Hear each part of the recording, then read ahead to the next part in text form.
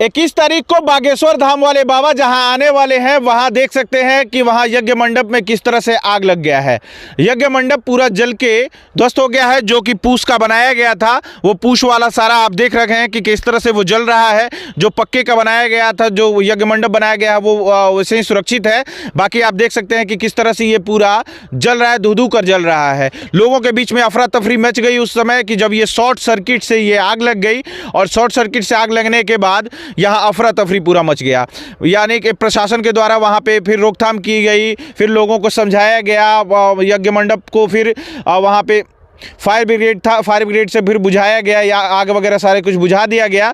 वहाँ फिर आग पे काबू भी पा लिया गया। लेकिन आपसे मैं बता दूं कि 21 तारीख को जहाँ बागेश्वर धाम वाले बाबा का आगमन होने वाला है यज्ञ मंडप में, जिस यज्ञ मंडप में उसमें आग लगी, कारण ये रहा कि शॉर्ट सर्किट से, जिस तरह से जनरेटर और लाइट वगैरह की जो सुविधाएँ होती हैं, उससे ये शॉर्ट सर्किट से आग लग गया। आग लगने के बाद फिर मतलब कि माहौल एकदम पूरा अस्त व्यस्त हो गया। फिर उसके बाद जब आग पे काबू पा लिया गया, आग पे काबू पा लेने के बाद फिर वैसे ही चारों तरफ से यज्ञ मंडप के लोग जिस तरह से भ्रमण करते हैं, भ्रमण करने लगे सारे लोग। वैसे फिर प्रवचन का जो कार्यक्रम है, प्रवचन का कार्यक्रम होने लगा। सारी व्यवस्थाएं जो थी वो फिर सुचारू रूप से हो गई। आपके स्क्रीन पे जो सामने दिख भी रहा है कि किस तरह से वो चारों तरफ से टूटा फूटा सारी चीज़ों को बिखरा हुआ है, सारी चीज़ें बिखरी पड़ी हैं। आज मैं आपको बता दूं कि आज 18 तारीख है। 21 तारीख को बागेश्वर धाम वाले बाबा का आगमन होने वाला है, और ये गोपालगंज का भोरे में रामनगर मठ पे जिस यज्ञ होने वाला है, लगातार यहाँ कई दिनों से प्रवचन चल रहा है। 14 तारीख को यहाँ पे जिस तरह से भीड़ आपने देखा कि किस तरह से लाखों की संख्या में यहाँ भीड़ इकट्ठा थी।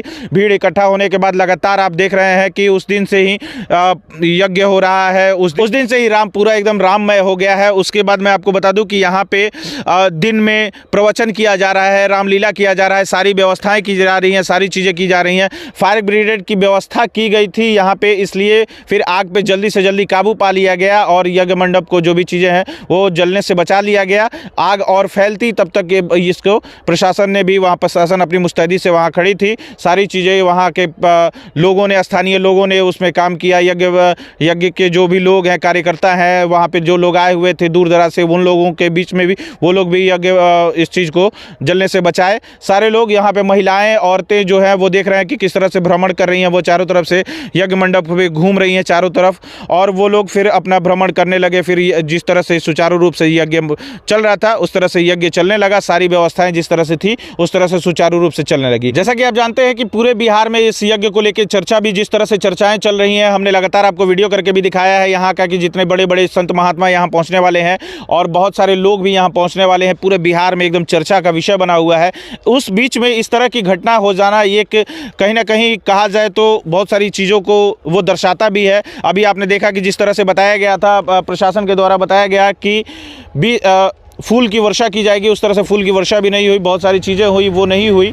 फिर मैं आपको अभी बता दूं कि यहाँ पे जिस तरह से यज्ञ के इर्द गिर्द जो चीज़ें हुई, उसका जिस तरह से ये आग फैला और फैला और चारों तरफ से यज्ञ मंडप जो है वो जल चुका है। जल के आपने देख रहे हैं कि किस तरह से वो अभी धू-धू कर जल रहा है। फायर ब्रिगेड के वजह से ये चीज़ों को रोक दिया गया, फिर बुझाया गया। वहाँ पर जो मंडप है, मंडप किस तरह से जल रहा है चारों तरफ से, आपने वो चीज़ों को देखा भी होगा।